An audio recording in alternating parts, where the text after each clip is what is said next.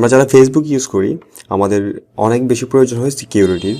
তো আমরা আমাদের ফেসবুক অ্যাকাউন্টকে আরও বেশি সিকিউর করতে পারি কিছু সেটিংসের মাধ্যমে। ফেসবুকে কিছু অথেন্টিকেশন আছে যেগুলো আমরা চালু করে রাখলে আমার ফেসবুক সিকিউরিটি আরও বেড়ে যায়।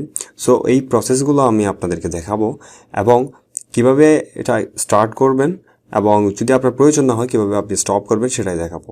দ্যাট মিনস হচ্ছে অথেন্টিকেশন, স্টপ অ্যান্ড স্টার্ট দুটাই দেখাবো। সো আমাদের এটা করবার জন্যে আমরা আমাদের সেটিংসে চলে যাব। আমি স্ক্রিনে অলরেডি আছি, আমি জাস্ট এখান থেকে যাব আমার যে জেনারেল সেটিংস আছে, সেটিংস অ্যান্ড প্রাইভেসি।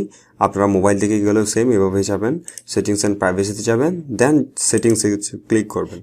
সেটিংসে ক্লিক করার পর জেনারেলে আসবেন। শুরুতে হচ্ছে জেনারেল থেকে এখানে আপনি চাইলে আপনার নেম চেঞ্জ করতে পারেন। ইউজার নেম হচ্ছে এটা এডিট করে দিতে পারেন। দেন আপনার নাম্বারটা আপনি চেঞ্জ করতে পারবেন এখান থেকে। এখানে দেওয়া আছে অ্যাড অ্যাকাউন্ট। এখানে আপনার যদি অ্যাকাউন্ট নাম্বার যেটি আপনার ডিফল্টে দেওয়া থাকবে, মানে আগে থেকে যেটা দেওয়া ছিল সেটা চাইলে আপনি চেঞ্জ করতে পারেন। তো এটা চেঞ্জ করার জন্য জাস্ট এডিটে ক্লিক করলে হয়ে যাবে। আপনি নাম্বারটা আপনার পাসওয়ার্ড দিবেন, পাসওয়ার্ড দিয়ে তারপর আপনার নাম্বারটা চেঞ্জ করতে পারবেন। অবশ্যই পাসওয়ার্ড লাগবে। সিকিউরিটিতে যাব। সিকিউরিটিতে গিয়ে আমরা এখানে রিকমেন্ডেশন দেখছি, সেটা হচ্ছে আমাদের অ্যাকাউন্ট এখন কোন ডিভাইসে লগ ইন করা আছে। মানে আমার অ্যাকাউন্টটি অলরেডি দুটো ডিভাইসে, একটা হচ্ছে মোবাইল, একটা হচ্ছে পিসি। তো এটা আমাকে এখানে দেখাচ্ছে। যদি আপনার অ্যাকাউন্ট কখনো হ্যাক হয়ে যায় বা কারো ফোনে যদি বা কারো ডিভাইসে লগ ইন করা থাকে, তাহলে আপনি এখান থেকে এটা দেখে নিতে পারবেন। তাহলে এই ধরনের কখনো যদি আপনার ইস্যু আসে, মানে কখনো আপনার চোখে পড়ে যে এটা আর কোথায় ইউজ হচ্ছে, আপনি জাস্ট সিমোরে গিয়ে আরও দেখতে পারবেন এটা কোথায় কোথায় ইউজ হচ্ছে। সো আপনারা এখান থেকে আপনার ডিটেলসটা দেখে নিয়ে আপনি এখান থেকে লগ আউট করে দিতে পারবেন। আমি জাস্ট একটা দেখাচ্ছি। জাস্ট এখান থেকে আপনি লগ আউটে ক্লিক করলে ওই যে ডিভাইস যে লগ ইন ছিল ওই ডিভাইস থেকে লগ আউট হয়ে যাবে।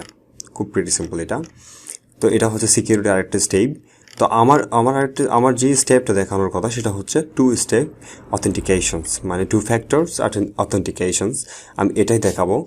এটার জন্য আপনারা কী করবেন, জাস্ট এডিটে ক্লিক করবেন। ওকে, এডিটে ক্লিক করার পর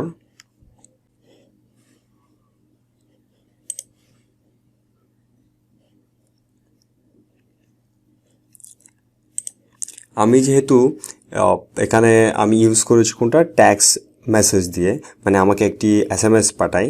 SMS-এ আমার একটি 6 ডিজিটের একটি পিন দেয়। পিনটা দেওয়ার পর আমি ভেরিফাই করে নিই যে এটা আমার। কারণ হচ্ছে যেখানে যে নাম্বারটি দেওয়া থাকবে সেই নাম্বারে একটি SMS আসে, মানে নাম্বারটাকে আপনাকে সেট করে দিতে হবে। তো আপনি জাস্ট এখানে ইউজ টেক্সট মেসেজে ক্লিক করবেন। এখান থেকে আপনার যদি নাম্বার আগে থেকে দেওয়া থাকে ডিফল্ট নাম্বার, এটি অলরেডি থাকবে। এবং আপনি যদি এই নাম্বারটা চেঞ্জ করে নতুন কোনো নাম্বার দিতে চান, জাস্ট অ্যাড এটাতে ক্লিক করবেন, দেন কন্টিনিউ করবেন। কন্টিনিউ করার পর আপনাকে নাম্বার দেওয়ার জন্য একটি ব্ল্যাঙ্ক রো দিবে, মানে হচ্ছে ব্ল্যাঙ্ক সেল। আপনি এখানে জাস্ট আপনার নাম্বারটি ইনপুট করে জাস্ট কন্টিনিউ করে যাবেন, তাহলে আপনার নাম্বারটি চেঞ্জ হয়ে যাবে।